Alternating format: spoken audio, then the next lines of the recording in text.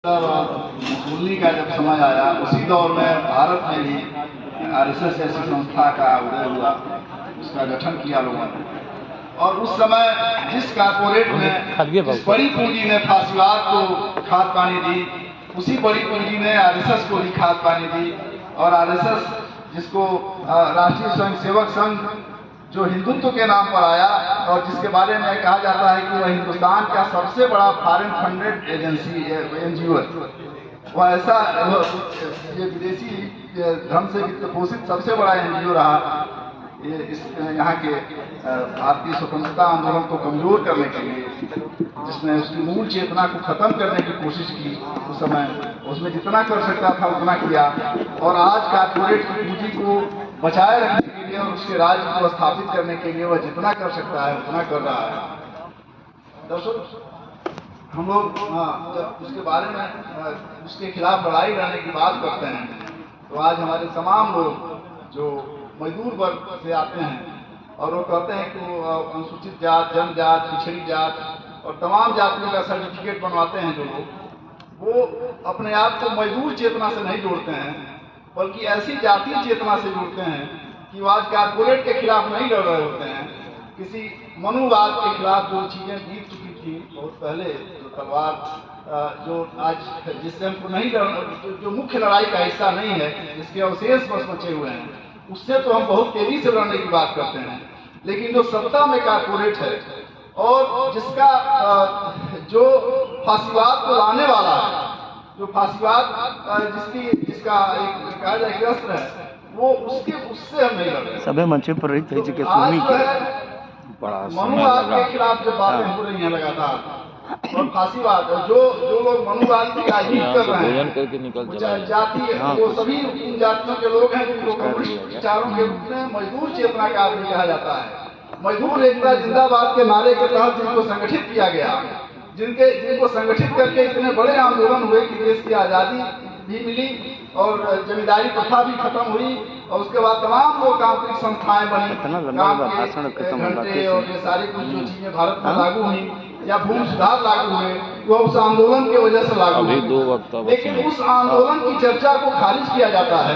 और कुछ ऐसी बातें की जाती हैं कि लगता है कि किसी एक आदमी ने चाहा, किसी एक आदमी ने संविधान में लिख दिया, प्रस्तावित कर दिया और चीजें हो नहीं बोलेंगे।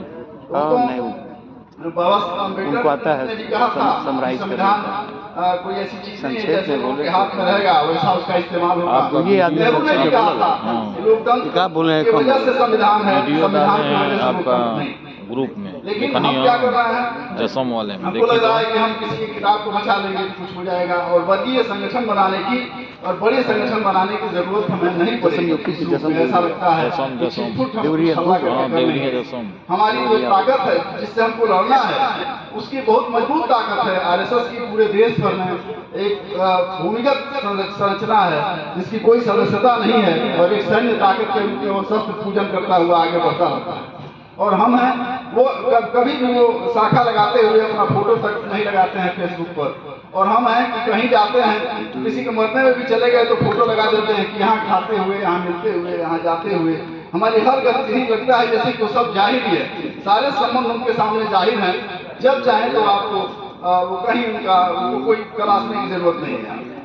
तो मुझे कहना है कि जो एक तो धर्म और सांप्रदायिकता के फर्क को आज भी हमको महसूस करने की जरूरत है। धर्म आम जनता के मूल भावना से कहीं न कहीं उसकी कमजोरी जो भी हो, उसको अफीम हमने किसी ने कहा अभी यहाँ, तो अफीम कभी कभी इलाज के रूप में भी काम आता है, उस रूप में भी वह हमारी जो कमजोर जनता है उसके साथ वो कई बार खड़ा होता है। लेकिन जो सांप्रदायिकता का साइनाइड है वो आज फांसीवाद के मूल में, मुझे लगता है कि सांप्रदायिकता का जो साइनाइड है उससे बचाने की ज्यादा जरूरत है। जो अफीम वाला मामला था वो तो बहुत पीछे छूट गया है उसके रूप में, आज चीजें बहुत बदल चुकी हैं। तो आज जो है मुझे लगता है कि जो कारपोरेट के साथ नहीं है वो सारे के सारे लोग आज फांसीवाद किसी न किसी रूप में फांसीवाद के साथ हैं। और इसमें मैं अपने मुसलमान भाइयों से भी कहना चाहूँगा कि जो पसमानदा विमर्श करके एक नया विमर्श शुरू हुआ है और उसको भी प्रायोजित और बीजेपी के प्रतिनिधि आखिर में पसमानदा विमर्श में सबसे बाद में उनको लगता है कि मोदी जी ही हमको मुक्ति दिला सकते हैं,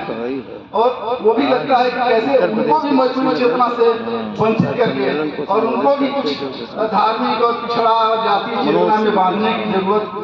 बात करके और उनको भी फांसीवाद के टूल के रूप में इस्तेमाल किया जा रहा है। इन सारे चीजों से बच करके पूंजीवाद और साम्राज्यवाद के इस दौर में जहाँ साफ साफ विभाजन मजदूर और मालिक का है,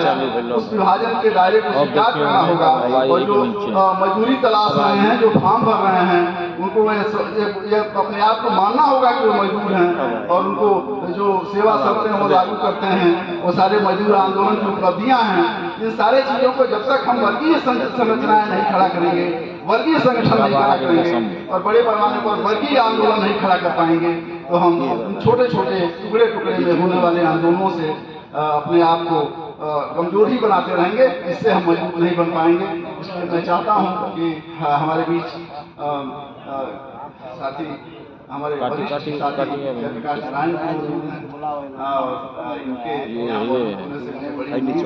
तमाम सवाल पूछे हैं, जवाब भी आप देंगे आपसे हम, क्योंकि जब आते तो सभी लोग नहीं हो पाते हैं। जो वरिष्ठ है, जिसके अंदर जितनी चेतना है वो उतना ही जवाबदेह होता है, तो वो सारी जवाबदेही आपको सुपुर्द करते हुए मैं अपनी बात को खत्म करता हूँ।